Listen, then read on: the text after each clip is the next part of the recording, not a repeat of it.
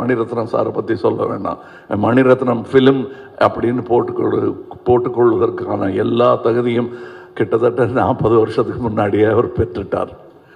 இது it's a Mani Ratnam film.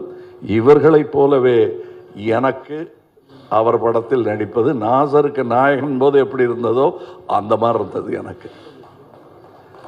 ஏன்னா நான் பார்த்த அந்த இளைஞர் மணி இன்னைக்கு ஞானியாக, சினிமா ஞானியாக மாறி இருக்கிறார். எனக்கு பட்டம் கொடுத்துருக்குறாங்க அந்த மாதிரி.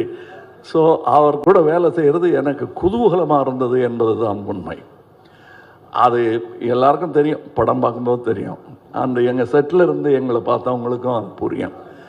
இதில் இருக்கிற டெக்னீஷியன்ஸ், எடிட்டர், ஒரு ட்ரெய்லர்லேயே தூக்கிட்டாங்க மணியும் அவரும் சேர்ந்து. அது ஒரு சூப்பர் ஹிட் பண்ணிட்டாங்க.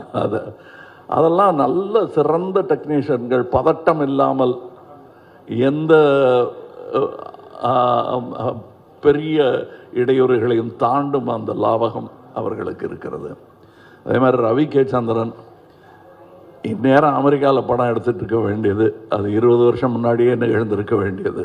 மருதநாயகம் அதோடைய சினிமாட்டோகிராஃபர் அவருடன் முழுவதுமாக ஒரு முழு படத்தை முடித்தேன் என்ற பெருமை. அது பாதியில் விட்டோங்கிற வருத்தம் எனக்கு ரொம்ப உண்டு.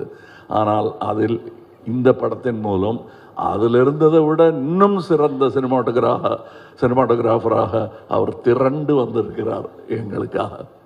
அது தெரியும், படத்தில் பார்த்தா பேசுவாங்க. அதை நான் சினிமா விமர்சகர்களிடம் விட்டு விடுகிறேன். அவருக்கு நல்ல பேர் கிடைக்கணும். நானும் சினிமா விமர்சகன்தான், நானும் சினிமா ரசிகன்தான்.